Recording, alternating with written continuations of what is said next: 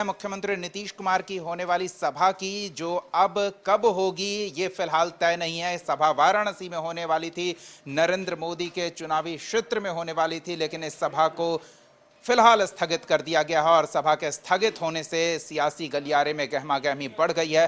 प्रतिक्रियाएं आ रही है, कुछ सुनाते हैं आपको। हम रैली करने जा रहे हैं तो हम जनता की आवाज उठाने जा रहे हैं और जनता की जो मांग है, विपक्ष जो चाहता है, वो जनता ही की आवाज़ है। आप या तो ये अनाउंस कर दें कि भाई इस हमारे प्रदेश में डेमोक्रेसी नहीं है, लोकतंत्र नहीं है, विपक्ष नहीं रहेगा, कोई आकर के नहीं बोल सकता। उनको याद होना चाहिए उत्तर प्रदेश के माननीय मुख्यमंत्री जी को कि जब वो बिहार आए थे तो उनका स्वागत किया था हम बिहार के लोगों ने। आज अगर माननीय मुख्यमंत्री नीतीश कुमार जी जा रहे हैं तो आप बुलडोजर चलाने की बात कर रहे हैं, गिरफ्तारी की बात कर रहे हैं, लोगों को धमकियां दे रहे हैं और जिस परिसर में ये प्रोग्राम तय था उस परिसर वाले को धमकाया जा रहा है। तो ऐसे में कैसे प्रोग्राम हो सकता है, कैसे विपक्ष इकट्ठा हो सकता है?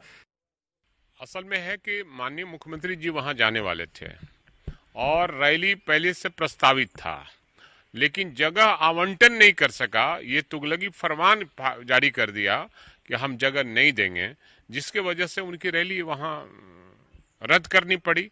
अगर स्थल चयन जो किया था उस स्थल को नहीं मिलेगा तो रैली तो कोई भी कैंसिल होगा। इसलिए बीजेपी नहीं चाहती है कि महागठबंधन के लोग, इंडिया गठबंधन के लोग दूसरे प्रदेशों में जाकर और रैली करें और कोई कार्यक्रम करें। इसलिए ये बहुत ही गलत बात है।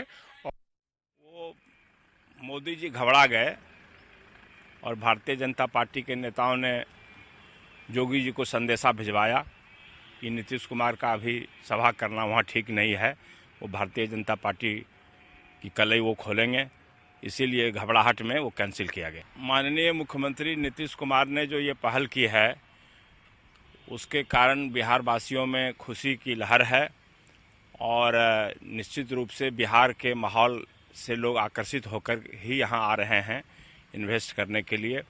नहीं दाने और अम्मा चली भुनाने, यह कहावत नीतीश कुमार जी पर बिल्कुल फिट बैठती है।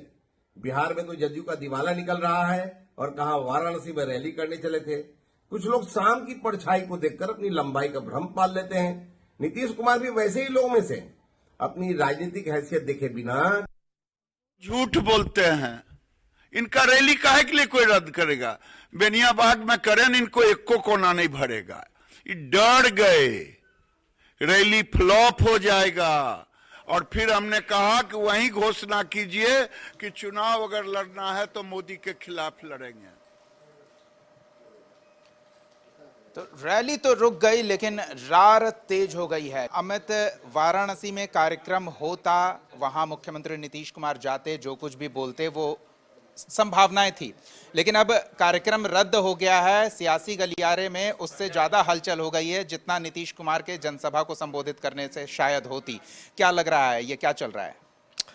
सही तरफ आपने इशारा किया, क्योंकि देखिए नीतीश कुमार की इस रैली को लेकर जितना जेडीयू उत्साहित थी और उस रैली में नीतीश कुमार कुछ बोलते, हुंकार भरते, उस रैली में क्या कुछ भीड़ जुटती नहीं जुटती, वो कितनी बड़ी खबर बनती, उससे बड़ी बात ये हो गई कि रैली रद्द हुई और रद्द होने के बाद जेडीयू एक तरफ जहां अपनी सफाई दे रही है, उस तरफ बीजेपी के फायर ब्रांड नेता बीच में आते हैं और ये कह देते हैं कि दरअसल ये रैली रद्द करवाई गई है। मतलब उनके पास भीड़ थी ही नहीं, तो भीड़ नहीं थी तो वो किसी तरीके से अपनी फजीहत से बचने के लिए, फ्लॉप होने से बचने के लिए उन्होंने रैली रद्द करा दी।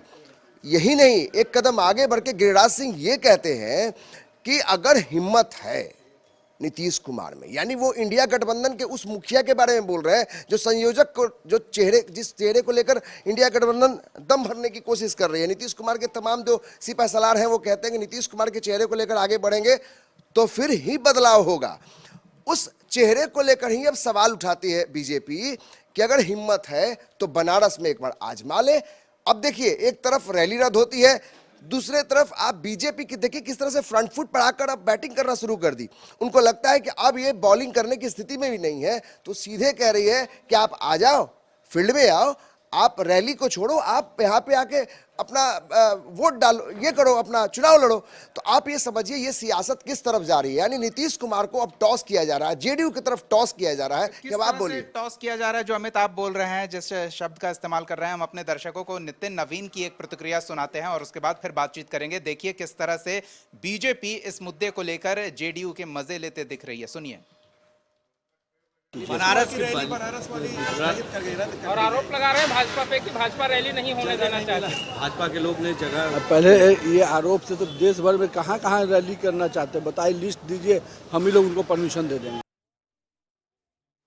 तो नितिन नवीन ने जो कहा वो तो कहा, उनके चेहरे पर जो मुस्कान आई है वो मजे लेने वाली ही मुस्कान है। वो कह रहे हैं अमित कि जेडीयू या नीतीश कुमार को कहीं भी सभा करनी है हमें लिस्ट दे दें, बीजेपी तैयारी करके दे देगी। ये तो मतलब आप मजे ही ले रहे हैं, खुलकर मजे ले रहे हैं। दीपक, हमने कहा ना कि ये फ्रंट फुट पर आकर अब ये स्टीयरिंग जो है बीजेपी के हाथ में है।